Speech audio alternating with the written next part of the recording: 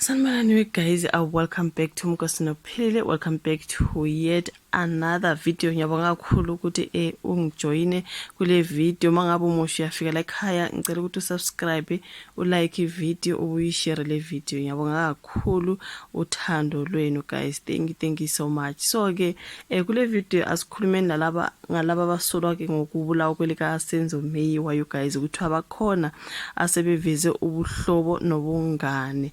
Bese ngithi mina angimangale kwanye cabanga kudala nyana sakhe sayizwa le nto ngesikhathi kwakuthiwa kunodade wabo komunye lawo wabasolwa wayeveza ukuthi no laba bantu baphoqwa ukuthi balivuma icala ngathi bangabantu abazanayo abantu ba from ndawonye kind of like wayichaza ukuthi let me just say allegedly ukuthi wayichaza ukuthi bayazana labantu bangabantu ababuya ndawonye bangabantu ngathi bahlobene kind of like cousins into ngathi ngake ngayizwa kudala if I'm not mistaken ngesikhathi kuthiwa lo yasisi wayezwakale kuphi ku radio into ekanjalo guys sekukudala kodwa but I'm just saying ukuthi ngathi ngake ngayizwa indaba yokuthi laba abantu ababoshwa la bangabantu abayazanayo from the same place kind of like bahlobene obangobhululu bendawo eyodwa into ekanjalo guys. So angimangali mina mangabe sekuthiwa ke bakhona abaveza ubuhlobo ngoba ngathi yeah I remember something like that. So sizofunda istory lapha nesikhuluma ngokuthi kuthiwa ke baveza ukuthi bahlobene laba basulayo guys abamangalele icaleni lokubulawa ke kuka Senzo Meyiwa.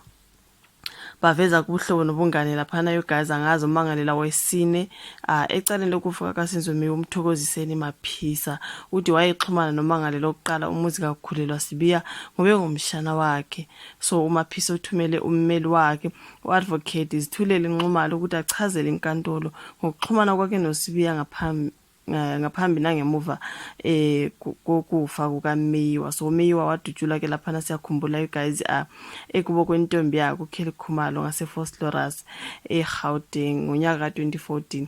So abalisa labahlana ababhekene necala kusolwa ukuthi bamkakisa okwenyamazana ke uSenzo Meyiwa bethengiwe.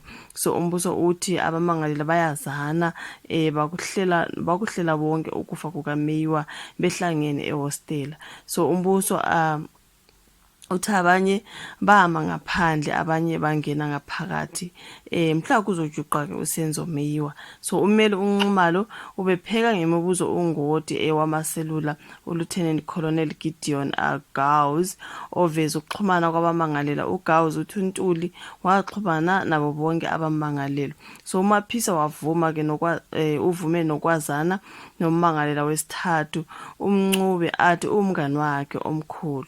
So uMncube ungumngane kaMaphisa Nqakula abuye uMaphisa abe ngumshana kamuzi kakhulelwa Sibiya the way ngithola ngakhona.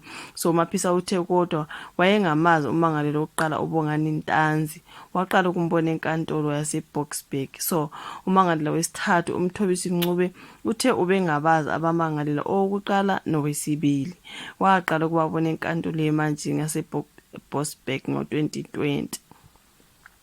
So ke kuqaphelekile ukuthi ke abamangalela bakubheke ngabomvu lobufakazi bamaselula ngoba babelalele bethe njo amehlo abanye babephethe amabhuku namapeni bebhala babuye baxoxe baniki namakhanda bahleke.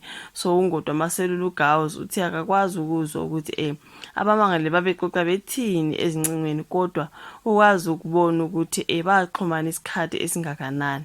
So phambilini ke ungodwa amaselula wadalula ukuthi uKelly Khumalo wake waxhumana nomangalelo wesihlanu ufisa ukuthi Ntuli kodwa kwangavela ukuthi babexoxa ngani bethini. So kulindele ukuthi icala lakhe liqhubeke namuhla lapho ummeli uadvocate Zandile Mshololo azopheka khona uGauss ngemibuzo.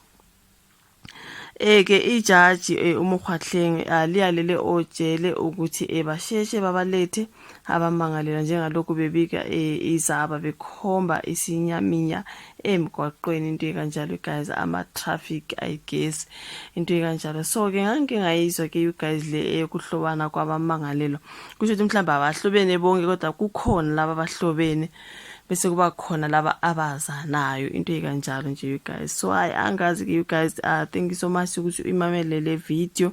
Mangabe ke wezwa nawe ukuthi bahlobene njengami, please comment down below. Wake wezwa ngobungani babo nangokuhlobana kwabo, ize mhlambe not bonke but abanye babo into ekanjalo. Comment on the comment section based on the topic we like video, or subscribe bese siyobonana futhi ku video elandelayo.